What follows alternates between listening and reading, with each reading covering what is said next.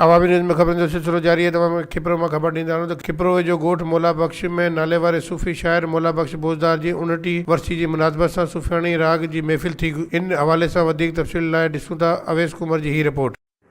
नाले वारे सूफ़ी शाइर मोला बख्श बोज़दार जी 29 वर्सी जे सिलसिले में सूफ़ियानी राग जी महफ़िल थी, जंहिंमें अलगोज़े नवाज़ धुनूं ॿुधाए ऐं रागिन राग ॿुधाए दाद वसूल कयो।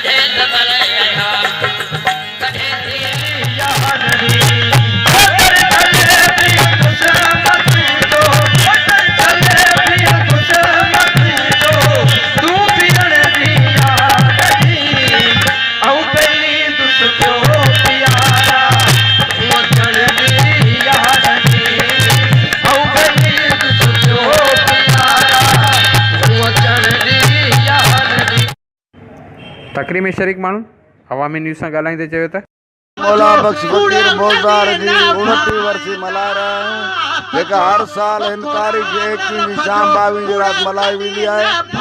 हिन ते पाण हिकु शाइर सुगड़ उनखां पोइ अला वारो सभिनी दरवेशनि ते वेंदड़ ऐं हर टाइम ते हिन महफ़िल यारी बि भली कंदो, जंहिंते सभु फनकार ईंदा हुआ। अॼु बि हुनजी उहा यारी मल्हाई वञे पई ऐं उन ते अॼु बि महफ़िल उहा साॻी हलंदी अचे पई। अला कंदो त हीअ महफ़िल जा मेरा सूफ़ी जो अज़म आहे।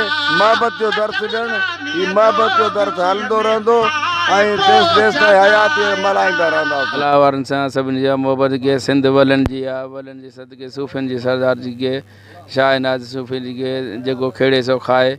ही मोहब्बत जो पैगाम आहे। मोहब्बत के ही ॾियार असांखे कण तौफ़ीक़ कयो। वॾनि जी सोबतूं पाण बि शाइर हुआ, उन शाइर जे पैगाम सां ही प्रोग्राम सॼो असां ठाहियो आहे। हुनखे राणीपुर दरगाह जो मुरीद हो ऐं हिकु सचो मुरीद हो। उतां हिनखे फैज़ मिलियो। फैज़ मिलण खां पोइ ही शाइर थियो, जो रूहानी क्लब खुलियो, उतां शाइर थियो ऐं अॼु हुनजी 29 वर्सी आहे। त हिनजे ॻोठ फ़कीर मौला बख्श में मल्हाई पई वञे ऐं उनजा दोस्त अहबाब जेके आहिनि उहे हिते सभु अची पहुता आहिनि ऐं इहो नात ख़्वानी ऐं दुआ दुरूद ऐं लंगर विराए पियो वञे। रंग सां मोहबत कंदड़ ऐं तमामु बहितरीनु इंसान थी गुज़रियो आहे, जंहिं तमामु पंहिंजे सूफ़ी रंग खे तमामु फैलायो बि आहे।